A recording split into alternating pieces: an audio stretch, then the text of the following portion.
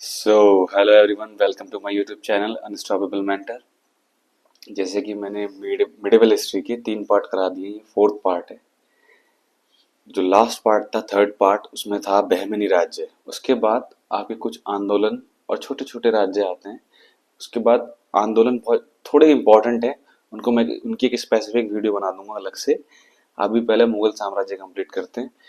तो चलिए स्टार्ट करते हैं मुगल साम्राज्य बाबर से।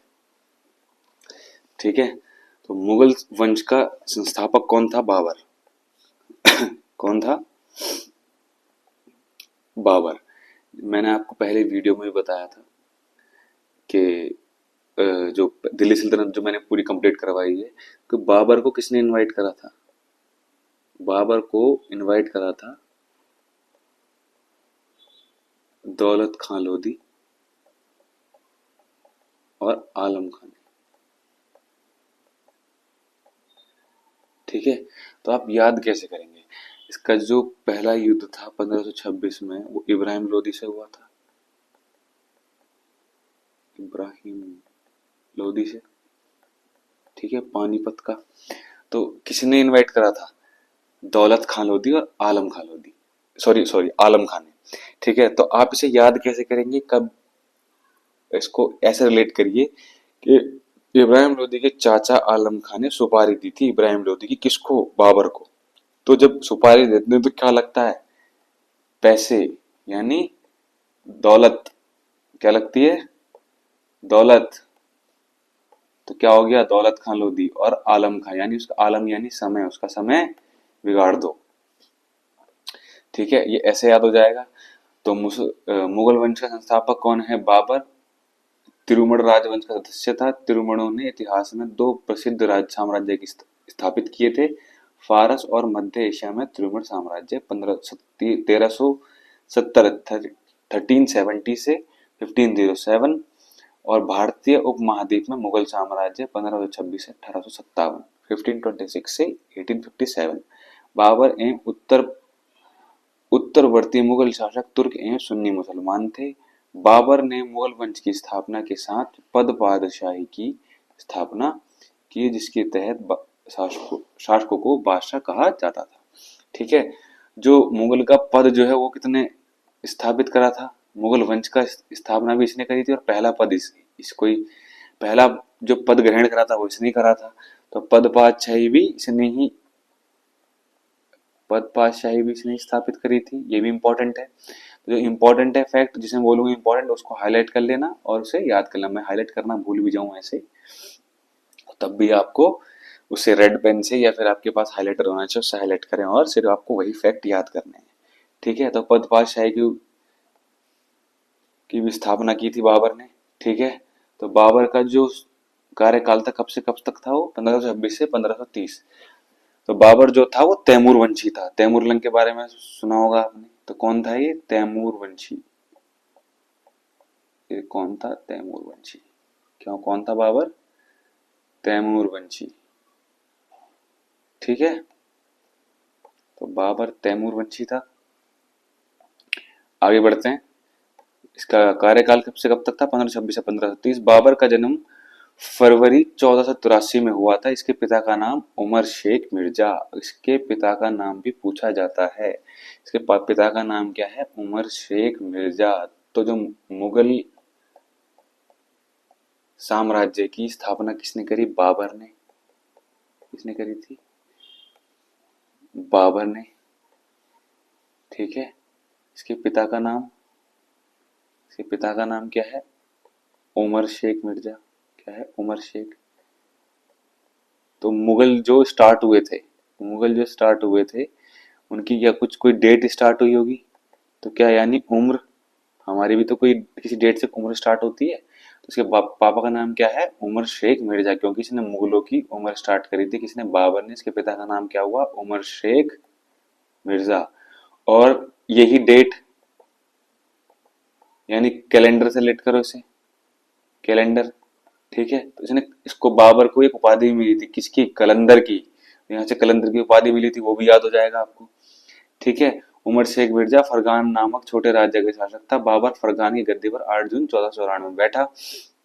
बाबर ने 1507 में बादशाह की उपाधि धारण की, जिसे अब तक किसी तैमूर शासक ने धारण नहीं की थी। बाबर के चार पुत्र थे, हुमायूं, कामरान, अस्करी और हिंदाल।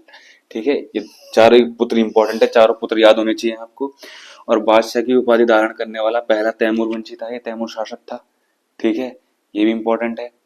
ठीक, आप जब इसको रिवीजन करेंगे तो इसके जो बच्चे हैं चार, बाबर के चार बेटे, ये आपको राइम में ऐसे याद हो जाएंगे, हुमायूं, कामरान, अस्करी, हिंदाल। ठीक है, तो हर चीज की ट्रिक नहीं हो सकती और इतनी सारी ट्रिक नहीं बनाई जा सकती। अगर इतनी सारी ट्रिक बना के ट्रिक ही याद हो जाती तो इससे बढ़िया फैक्ट ही याद हो जाते। ठीक है, आप समझ रहे होंगे कि मैं क्या कहना चाह रहा हूँ। ठीक है, तो कुछ चीज जो रिवीजन करने से याद हो जाती है। ठीक, आगे बढ़ते हैं। बाबर ने भारत पर कितने आक्रमण करे थे? 5 आक्रमण। अगर उन्होंने ये भी पूछ लिया कि बाबर ने भारत पर कितने आक्रमण करे, 5 आक्रमण करे। बाबर का भारत के विरुद्ध किया गया प्रथम आक्रमण 1519 में यूसुफ जाई जाति के विरुद्ध था। इस अभियान में बाबर ने बेजोर और बोहरा को अपने अधिकार में लिया। आगे बढ़ते हैं। पानीपत के प्रथम युद्ध में बाबर ने पहली बार तुगलमा युद्ध नीति एवं तोप खाने का प्रयोग किया था। तो बाबर सबसे पहले तोप लाने वाला था ना, सबसे पहले जो तोप लाने वाला था वो कौन था? बाबर। कौन था? बाबर। तो तोप खाने का प्रयोग इसने कब किया था? पानीपत के प्रथम युद्ध में। उस्ताद अली और मुस्तफा खां बाबर के दो प्रसिद्ध निशानेबाज थे, जिसने पानीपत के प्रथम युद्ध में भाग लिया। तो इसे अगर एग्जाम में ये पूछ लिया कि जो बाबर के जो तोप खाने के जो तोप चलाने वाले जो निशानची या निशानेबाज जो एक्सपर्ट थे, उनका नाम क्या था? जो एक्सपर्ट होते हैं उन्हें क्या बोलते हैं? उस्ताद। और मुस्तफा कैसे याद करोगे? मुस्तफा एक गेम होता है, अगर किसी ने खेला हो तो। मुस्तफा एक गेम होता है, वो तोप ले घूमता रहता है कंधे पर। ठीक है, हो गया यार। तो तुगलमा नीति और तोप खाने का प्रयोग किया था बाबर ने कौन से युद्ध में? पानीपत के प्रथम युद्ध में। अब ये चारों युद्ध इंपॉर्टेंट हैं बाबर के। अब देखो, इसकी डेट तो याद हो जाएगी, 26 से स्टार्ट है। ये इब्राहिम लोदी के खिलाफ लड़ा था, 1526, 1527, 1528, 1529। तो याद कैसे करोगे? इसकी ट्रिक क्या होगी? पानी पी के खाना खाया, चंदन लगा के घाघरा पहना। तो इसे लिख लेंगे आप इस ट्रिक को कि पानी पी के खाना खाया,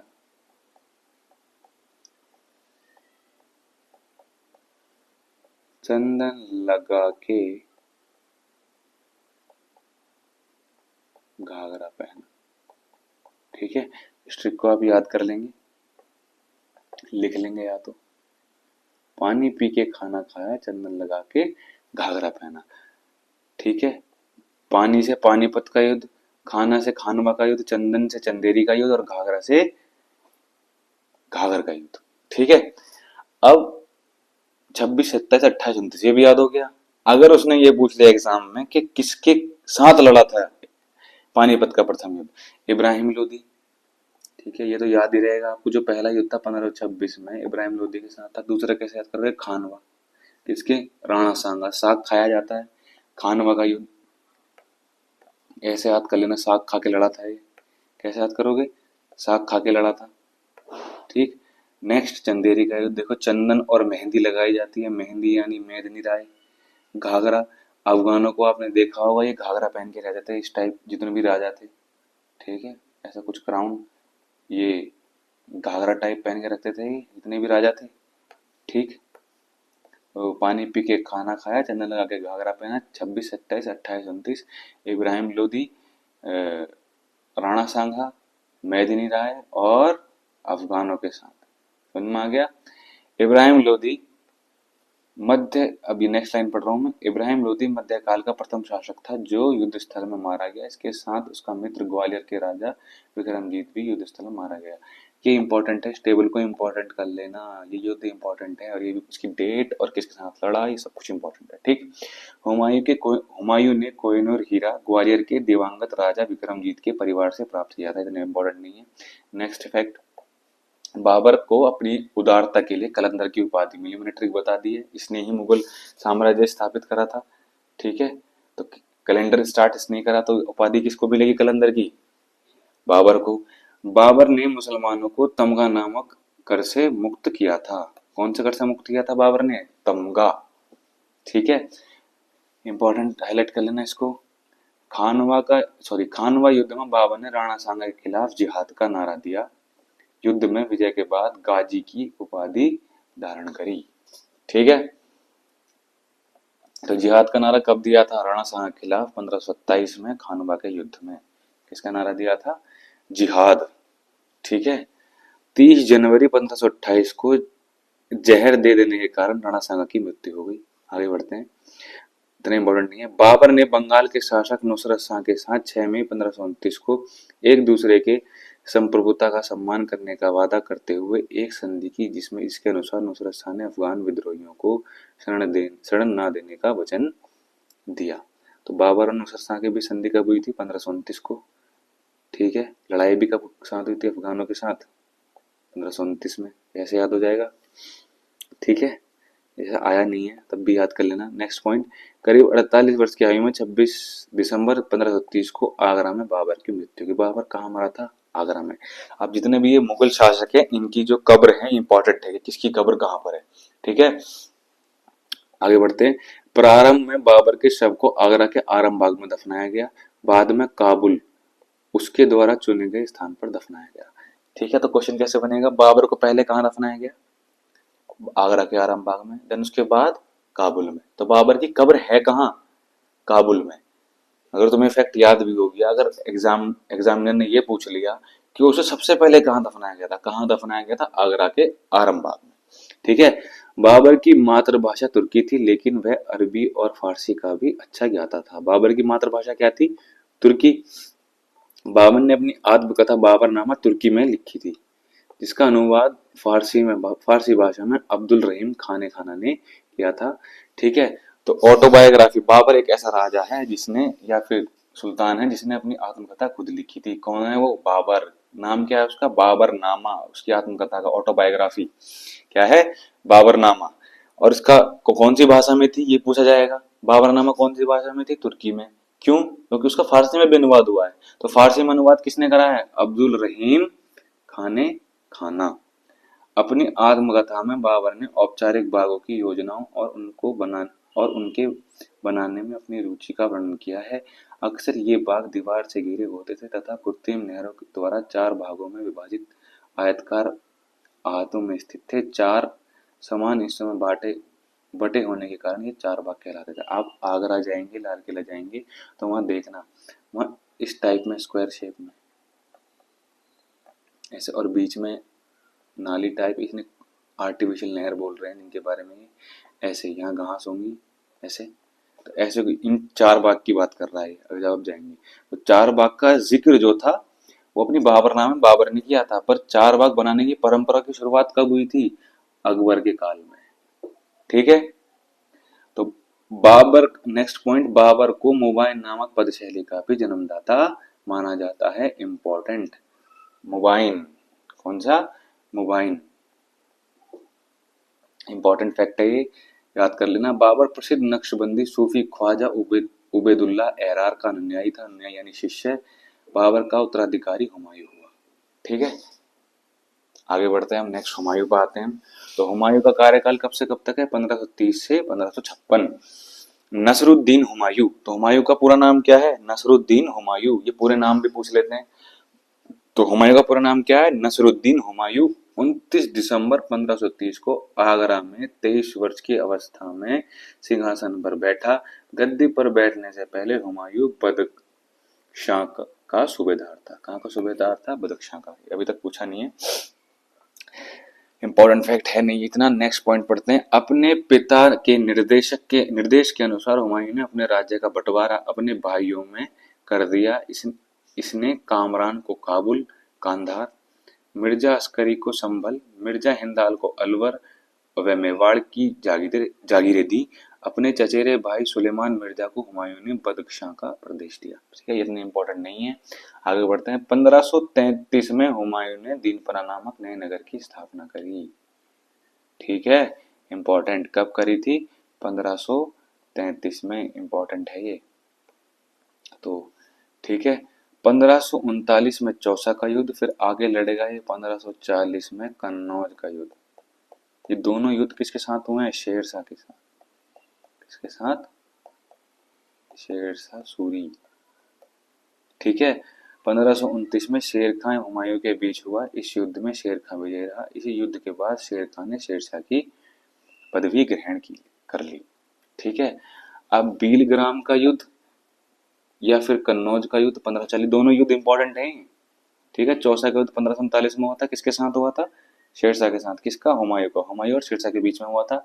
बीलग्राम या कन्नौज का युद्ध, ये भी याद कर लेना, बीलग्राम या कन्नौज का युद्ध 1540 में शेर खां हुमायूं के बीच हुआ। इस युद्ध में भी हुमायूं पराजित हुआ। शेर खां ने आसानी से आगरा एवं दिल्ली पर कब्जा कर लिया। बीलग्राम युद्ध के बाद हुमायूं सिंध चला गया। ठीक है। अब पिटता रहेगा बार बार, फिर चला गया सिंध। सिंध कौन सा हिस्सा? पाकिस्तान, अफगानिस्तान और हिंदुस्तान वाला हिस्सा, जहां उसे 15 वर्षों तक घुमक्कड़ों जैसा निर्वासित जीवन व्यतीत किया। निर्वासन के समय हुमायूं ने हिंदाल के आध्यात्मिक गुरु फारस वासी शिया मीर बाबा दोस्त उर्फ मीर अली अकबर जामी की पुत्री हमीदा बानो बेगम से 29 अगस्त 1541 को निकाह कर लिया। ठीक है। उसकी पत्नी का नाम क्या था? हमीदा बानो बेगम। इन्हीं से कौन हुआ था? अकबर। इन्हीं का पुत्र था अकबर, इन दोनों का। कालांतर में हमीदा से ही अकबर जैसे महान सम्राट का जन्म हुआ। ठीक है। 1555 में हुमायूं ने पंजाब के सूरी शासक सिकंदर को पराजित कर पुनः दिल्ली की गद्दी पर बैठा। ठीक है। अब इसके बीच में शेरशाह भी राज करेगा, इसलिए शेरशाह आएगा बीच में। ठीक है। जब इसने 40 में हराया, फिर 40 से 45 तक ये रहेगा, फिर ये वापस आया था। इसने कब हराया था?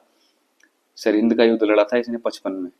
55 में हुमायूं ने पंजाब के सूरी शासक सिकंदर को हराकर, सरहिंद का युद्ध किस किस के बीच में हुआ था? सिकंदर और हुमायूं के बीच में हरा के फिर आएगा। अब फिर मुगल दोबारा चल जाएंगे। हुमायूं द्वारा लड़े गए 4 प्रमुख युद्ध के क्रम हैं: देवरा का युद्ध 1531 में, चौसा का 1539, बीलग्राम का 1540 और सरहिंद का युद्ध 1555। चारों युद्ध इंपॉर्टेंट। आगे बढ़ते हैं। ठीक। 1 जनवरी 1556 को दीनपना भवन के स्थित देखो, दीनपना की कब स्थापना करी थी इसने? 1533 में। ऊपर लिखा था ना कहीं, दीनपना नामक, कहाँ है हुमायूं? ये रहा। दीनपना नामक नए नगर की स्थापना करी। इसमें ही एक लाइब्रेरी थी, पुस्तकालय बोलते हैं जिसको। ठीक है। पुस्तकालय। शेर मंडल की सीढ़ियों से गिरने के कारण हुमायूं की मृत्यु हो गई। ये सब ऐसे मरे थे। कोई पोलो खेल के मर रहा है, कोई तोप के सामने आके मर रहा है, कोई शस्त्र, यही शेरशाह शस्त्र के सामने आके मर जाएगा, ये सीढ़ी से गिर के मर गया। ठीक है। सीढ़ी से गिरने के कारण हुमायूं की मृत्यु हो गई। हुमायूं के बारे में इतिहासकार लेन पोल ने कहा कि हुमायूं की गिरते पड़ते इसी जीवन से मुक्त हो गया, ठीक उसी तरह जिस तरह तमाम जिंदगी वह गिरते पड़ते चलाता रहा। देखो, ये हारा, सिंध गया, फिर वापिस आया। ठीक है।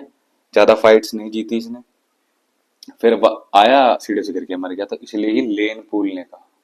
ठीक है। लेन पूल ने कहा था।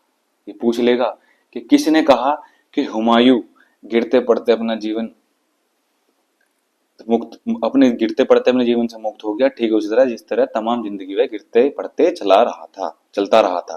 किसने कहा था? लेन पूल ने। किसने कहा था? लेन पूल ने। इसे याद कर लेना।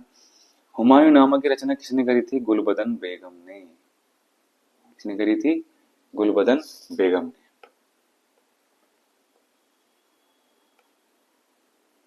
ठीक। हुमायूं ज्योतिषी में विश्वास करता था, इसीलिए इसने सप्ताह के 7 दिन 7 रंग के कपड़े पहनने का नियम बनाया। अगर ये पूछ भी लेगी एसएससी कि कौन सा ऐसा शासक था तो 7 दिन अलग कपड़े पहनता था, तो वो कौन था? हुमायूं। अब आते हैं शेरशाह पर। ठीक है। शेरशाह पे आते हैं। 1540 से 1545। सूर साम्राज्य का संस्थापक अफगान वंशज शेरशाह सूरी। ठीक है।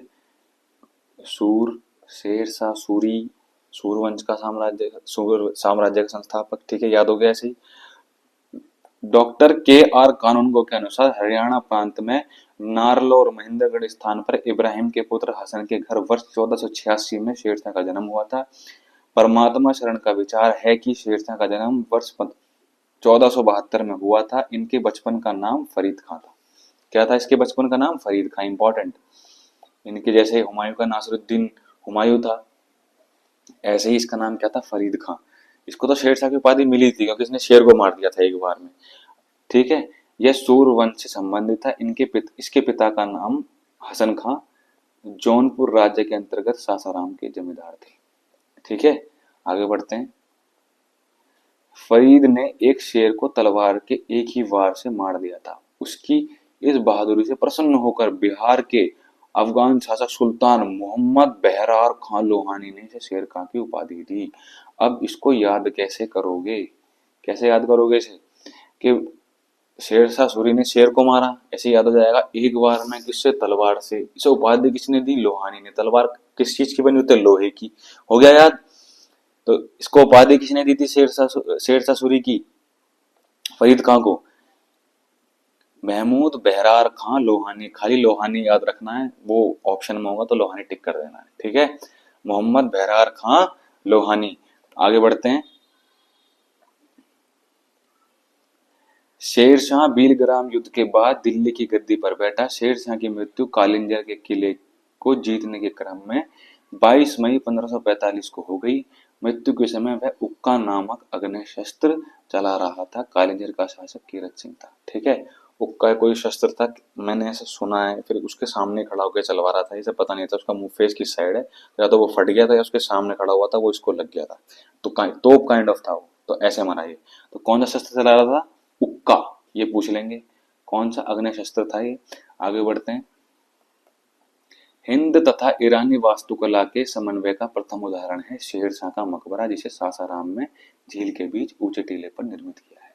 ठीक है, तो हुमायूं का मकबरा कहाँ है, दिल्ली में। हुमायूं टॉम देखा होगा सबने। ठीक है, जिन्होंने नहीं भी देखा हो तो दिल्ली में याद कर लेना। बाबर को कहाँ दफनाया गया था, पहले आगरा के आराम बाग में, देन काबुल में। तो बाबर की कब्र कहाँ है, काबुल में। और शेरशाह सूरी की कब्र कहाँ है, सासाराम। ठीक है, शेरशाह सासाराम एक जैसा साउंड कर रहा है। ठीक है, रोहतासगढ़ का किला, किला है कोहना, दिल्ली में।